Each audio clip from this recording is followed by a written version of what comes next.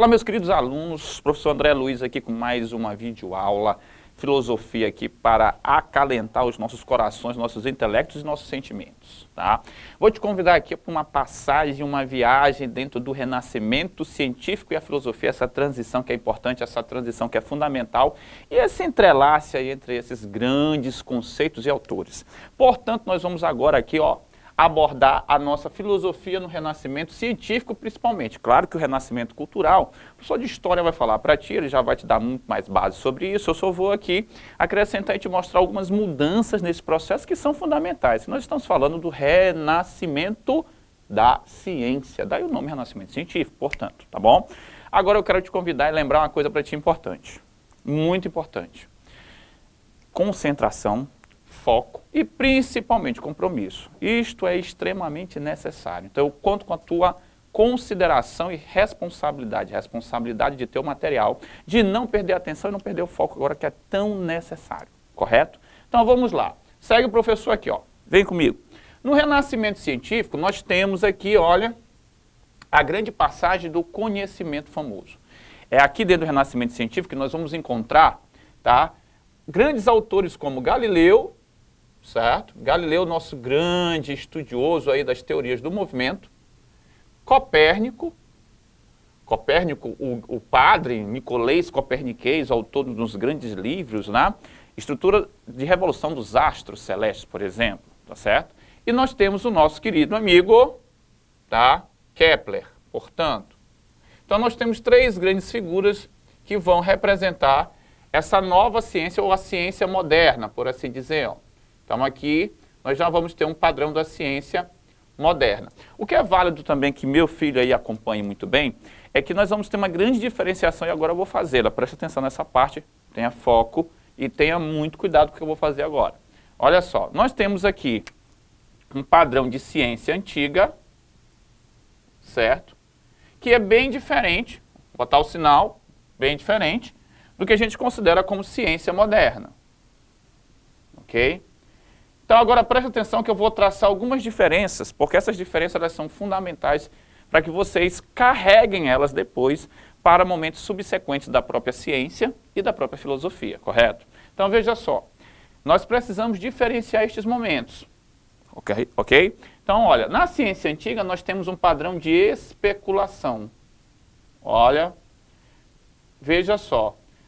Na ciência moderna, nós temos um padrão já um pouco mais diferente. Na ciência moderna, nós temos uma demonstração, e aqui entra um elemento fundamental que eu tenho de abordar com vocês. Este renascimento cultural, este renascimento científico, este novo momento da ciência, ciência moderna, vai trazer uma demonstração ancorada no critério matemático, correto? Então aqui eu tenho a matemática como uma base especificamente fundamental para todo o processo da ciência moderna, ok? Enquanto a ciência antiga, ela é necessariamente considerada, argumentativa, certo? Claro, ela é argumentativa dentro do seu padrão racional, certo? Perfeito, tá bom? Ela tem argumentações baseadas numa lógica, na lógica clássica, por exemplo, mas ela vem desde os pré-socráticos, então ela já estabelece uma outra lógica, ela chega em Aristóteles, vai para a lógica clássica, obviamente.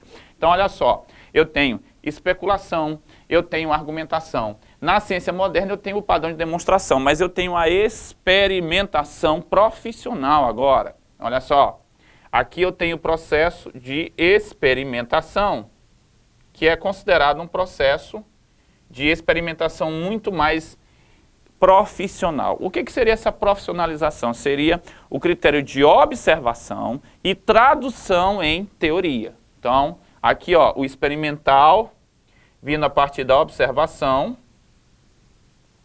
certo? E essa observação trazendo aí o que a gente teria a teoria científica, tá? Por quê? Porque na ciência antiga nós temos um padrão de especulação e esse padrão de especulação já me dá uma argumentação, mas ela não era ancorada, ela não era sustentada, ela não era baseada em algo palpável.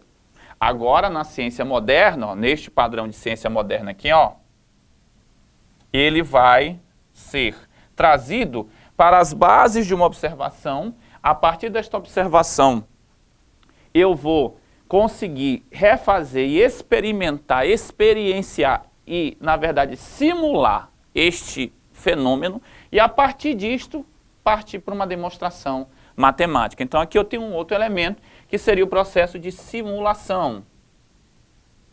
Correto? Então, olha aqui, a simulação está aqui presente na ciência moderna. Na ciência antiga, eu tenho um padrão específico que não é o padrão de simulação. Na ciência antiga, eu tenho a contemplação. Olha aqui, olha que diferença fundamental, bebe nessa fonte aqui, tá? Olha que presente tu está ganhando aqui nesta aula. O professor está diferenciando para você nesta aula toda a ciência moderna da ciência antiga. Olha que coisa maravilhosa para ti, tu que vai fazer vestibular, tu que pretende aí ingressar num curso universitário, tu que está pretendendo fazer qualquer prova de vestibular. Olha que aula interessante para que tu possa diferenciar a ciência antiga da ciência moderna. Aí tu vai perguntar assim, mas André, essa ciência antiga ela está mais ou menos em que período? Aí tu vai pegar, como eu já te falei aqui no começo, dos pré-socráticos. Olha só, meu filho vai aqui dos pré-socráticos, certo? E vai dar uma passeada até Aristóteles, por exemplo. Então, nós temos aqui estabelecido o período da ciência antiga. Meus amores, tem que ter muito cuidado com isso. Ó. É aqui nesse interim que a gente vai viver e vai beber nesta fonte. A ciência moderna já estão aqui os nossos grandes amigos, ó, queridos colegas de trabalho. Olha esta aula aqui, centralizando para ti no momento em que, especificamente, autores nós vamos tratar deste processo. Então, aqui nós temos os autores da ciência moderna. E aí a primeira coisa, a primeira visão que tu tem que pegar desta aula é justamente essa diferença. Porque nós vamos passar de um padrão especulativo, argumentativo, contemplativo, ontológico até, para um padrão demonstrativo, experimental, simulatório. Olha só. Então aí tu já tem a diferença, tu já tem que estar noção. Poxa, então André, quer dizer que agora a ciência ela vai ser o quê? Mais exigente. Perfeito, é isso mesmo. Agora você vai perceber que a ciência ela é muito mais exigente, ela é muito mais dinâmica, ela tem uma energia maior, mas ela tem um rigor incomparável. Claro, a gente não vai desmerecer a ciência antiga, e a gente sabe muito bem que neste período aqui, os conhecimentos que nós temos eram muito menores, obviamente. Tá? Eram muito aí nascentes ainda, eles estavam surgindo em sua gênese, eles estavam ali no começo. Aqui na ciência moderna, nós temos aqui pelo século 13, 14, 15, 16, 17, principalmente daquele efervescente período do século 15 e 16, nós vamos ter uma ciência, claro, com muito mais conhecimentos. Então a ciência vai adentrar, vai chegar com muito mais razão, com muito mais poder de demonstração e, principalmente, o poder da comprovação, certo? Mas eu quero destacar um elemento fundamental para vocês, presta atenção, olha aqui, ó. Não perde esta aqui nesta aula, olha que aula maravilhosa para ti, porque é bem aqui, olha, na matemática. Professor, eu não gosto de matemática. Ah, meu Deus, e agora? Porque eu vou ter que separar ela bem aqui, ó. Eu quero que meu filho preste bem atenção, que nós vamos carregá-la agora nas costas. É ad eternum, olha aqui, tá? E a importância da matemática aqui é fundamental, porque a linguagem desta ciência será uma linguagem matemática. Tu pode perceber aí que na física, aqui na química, tu vai desembocar na matemática, não tem jeito. Olha aqui, ó. Então, fazendo as nossas setas aqui, olha, que fique bem claro que a matemática é um grande diferencial para este momento aqui que nós estamos vivendo, que é o momento da nova ciência, ciência moderna, correto? Perfeito? Então aqui nós temos o nascimento de um novo padrão de se construir conhecimento, conhecimento científico, certo? Então vamos lá. Se nós carregarmos agora para os autores, Galileu, o nosso amigo Galileu, como sempre, tá? Adentrando aqui os nossos pensamentos, Galileu Galilei, tá? Com a teoria do movimento, teorias do movimento, certo? Então, Galileu, ele vai nos brindar, claro, com essas teorias. E essas teorias com padrões experimentais e matemáticos, tá? Aqui nós temos padrões experimental, ó, experimentação, ok? E demonstração matemática. Demonstração. Essa demonstração usando a linguagem matemática, por assim dizer. Perfeito? Então, nosso querido amigo Galileu, eu te convido até a dar uma olhada na biografia do Galileu, ela é belíssima, tá? Você vai ver ali que tem muita coisa legal. O Galileu é um dos caras mais tementes a Deus, né? E ele começa o curso dele na verdade, na área da saúde, que seria medicina, mas a família não tem condição de sustentar. E, aliás, o processo de colonização e pré-colonização, na verdade, do Brasil, pré-colônia e colônia, né, esse pré-colonial principalmente, que começa no pré-colonial, e no período pré-colonial nós temos o pau-brasil, lembra? A família de Galileu, ela vende tecidos, e com a expansão, necessariamente, aí, desse mercado do tecido vermelho, que era muito caro na época, faz a família do próprio Galileu perder muito poder aquisitivo, isso em função do pau-brasil. E aí Galileu é obrigado a sair da universidade, mas ele faz um pacto, né, faz um voto, ele faz um acordo com Deus, que ele estudaria sozinho e teria tudo o que era necessário para seu aprendizado. E o curioso é que depois ele retorna a esta universidade, de onde ele saiu porque não podia pagar, mas ele não volta mais como aluno, ele volta como professor. Tá? Então Galileu é uma figura fundamental dentro do renascimento científico e do próprio conhecimento da nova ciência. Tá? Nós estamos falando aqui da nova ciência. O nosso querido amigo Galileu, certo? Ele vai trazer para a gente, tá? A grande teoria, ele que vai abraçar, torná-la famosa, tá? Ele vai patentear, ele vai fundamentar, ele vai ajudar a propagar, ele é um grande propagador, ó, da teoria heliocêntrica. Propagador da teoria heliocêntrica. E aqui nós temos algo fundamental na filosofia. Por quê? Veja só, meu querido aluno, a teoria heliocêntrica não é de Galileu, a teoria heliocêntrica é de Copérnico. Não confunde esse negócio. Estrutura das revoluções dos astros celestes, é o livro de Copérnico. Lá no livro dele, ele fundamenta matematicamente a teoria heliocêntrica. E aí Galileu precisa dessa teoria em função dos experimentos dele nas questões do movimento. Então veja só, presta atenção, escuta o que o André está te dizendo. De acordo com as experimentações do nosso amigo Galileu, certo? Ele vê a necessidade de um movimento da Terra. Se a Terra não tivesse movimento, parte das teorias de Galileu estariam equivocadas. E aí ele precisava, claro, onde ele vai encontrar um apoio fundamental? Na teoria heliocêntrica, certo? Mas aí a teoria heliocêntrica não é dele, a teoria heliocêntrica é de Copérnico, ó. A quem pertence a teoria heliocêntrica? Pertence a Copérnico. Um padre polonês, que aliás, né, foi condenado à fogueira pela igreja e agora recentemente aí, em 2009, 2006, aí, a igreja pediu perdão a ele. Quase o cara foi parar na fogueira. Vocês sabem também que Galileu foi obrigado a abjurar, a negar, a rechaçar a teoria heliocêntrica em público.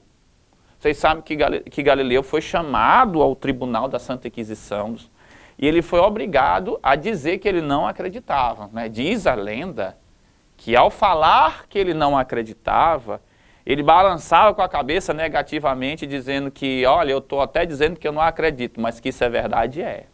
Tá? Mas veja só, Galileu ficou famoso por ter de abjurar a teoria, mas a teoria não é dele. A teoria de Copérnico, que também foi perseguido justamente por essa teoria. Aqui vem o rompimento com o geocentrismo e o estabelecimento do heliocentrismo. Aí tu vai dizer assim, mudamos duas palavras. Eu digo, não, meu aluno, presta atenção, é por isso que tu precisa de André nessa cidade. Se não fosse eu, esse negócio não existia. Olha aqui, ó. Tu pensa que é uma mudança de... Todo mundo te vende que é uma mudança de palavras. Não é. Deixa eu te falar uma coisa que tu não está percebendo. Por que eu destaquei para ti a matemática, que é importante? Agora presta atenção que só eu sei fazer isso. Por que eu destaquei para ti a matemática aqui, que é importante? Porque eu quero que tu enxergue uma coisa que só a filosofia te mostra. É a primeira vez na face da Terra que alguém vai dizer que a matemática é mais confiável do que os seus olhos. Aí tu vai dizer assim, eu não entendi, André. Meu amigo, meu aluno, pense comigo. O que você olha todo dia? Você olha o sol sair de um ponto e chegar ao outro, não é verdade? O que a teoria heliocêntrica diz? Que isso é mentira. O que tu está vendo não existe. É a primeira vez que alguém consegue desafiar o poder de observação e dizer que a matemática é mais coerente do que os teus próprios olhos. Lembra dessa história dos olhos que um dia a terra há de comer? Esses teus olhos, que um dia a terra há de comer, estão completamente equivocados. Tá? E aí surge um padrão mais confiável do que a própria sensibilidade. Os teus olhos não têm mas nenhum critério de verdade. O critério de verdade é estabelecido por uma demonstração matemática. Como foi, eu te pergunto uma coisa, como foi que Copérnico descobriu, como foi que Copérnico conseguiu supor que o Sol ficava parado e a Terra que se movia? Pensa comigo, ele não tem um disco voador, não dá para ele sair da Terra. Como é que ele viu isso? Use a criatividade, meu aluno, matematicamente. Era matematicamente provável e muito mais provável, muito melhor provável, pegar a matemática e demonstrar que o Sol fica no centro e a Terra se move. Ficava mais bonito, mais fácil, mais adequado desenhar os outros planetas ao redor do Sol do que manter a Terra no centro e ter de remendar a teoria o tempo inteiro. Eu te convido a ler um livro muito famoso sobre isso. O nome do livro chama A Dança do Universo, de um dos caras mais inteligentes desse Brasil a respeito de ciência, que chama-se Marcelo Gleiser. Trabalha na NASA, por exemplo. Para começar, o negócio é assim. Ele escreveu vários livros sobre ciência, um deles, A Dança do Universo, esse livro é fundamental, A Dança do Universo. Anota para ti fazer uma pesquisa sobre isso, A Dança do Universo. Esse livro, A Dança do Universo, justamente vai demonstrar esta passagem, porque é importante que você, aluno, perceba porque que as primeiras filosofias modernas são matemáticas. Obviamente, eu terei um padrão matemático dominante, porque agora a matemática, dentro da teoria heliocêntrica, se valendo de um princípio científico muito bonito, que é a navalha de Ockham, oriunda lá da escolástica, a navalha de Ockham, o grande padre Guilherme de Ockham, o que ele diz? Entre uma teoria simples e uma teoria complexa, que explica o mesmo fenômeno, a teoria simples é sempre melhor. E o que era mais simples? Era muito mais simples uma demonstração matemática do Sol no centro, sem movimento, do que a Terra. Ah, mas eu enxergo, mas não. Sim, estás enganado, meu caro. Nós estamos falando de uma demonstração matemática que vai substituir o teu poder de observação com os olhos. Aí cria-se um padrão matemático, uma confiança matemática, e a partir desta matemática será estabelecido um novo critério de ciência muito mais rigoroso, metodológico, nós vamos já falar de método na próxima aula, muito mais adequado e principalmente uma grande novidade para o sistema. Tá? Entendidos, meus amores? E aí vem o nosso amigo Kepler, certo? Kepler com as órbitas dos astros, né? As órbitas dos astros. E essas órbitas dos astros com padrão geométrico matemático. Olha a matemática mais uma vez aí, ó. Então aqui, ó, as órbitas como a elipse, né? Ele vai utilizar a geometria, geometrização do espaço, certo? Que está dentro de um padrão matemático ainda. Olha só, aqui a matematização está ainda viva, certo? Vindo de Copérnico com a teoria heliocêntrica, que também é matematização. Veja como a matemática será um elemento fundamental. E agora, nas próximas aulas, nós vamos precisar justamente desta matemática. Você vai ver que os métodos da ciência, as novas escolas da ciência, principalmente a primeira escola moderna, ela depende demais dessa matemática. Então, um forte abraço para você. Estamos juntos. Acompanhe as videoaulas agora. Todas elas, e não vá deixar de assistir a próxima, porque ela é fundamental, dando continuidade a este assunto. Beijo no coração. Até a próxima videoaula. Já, já.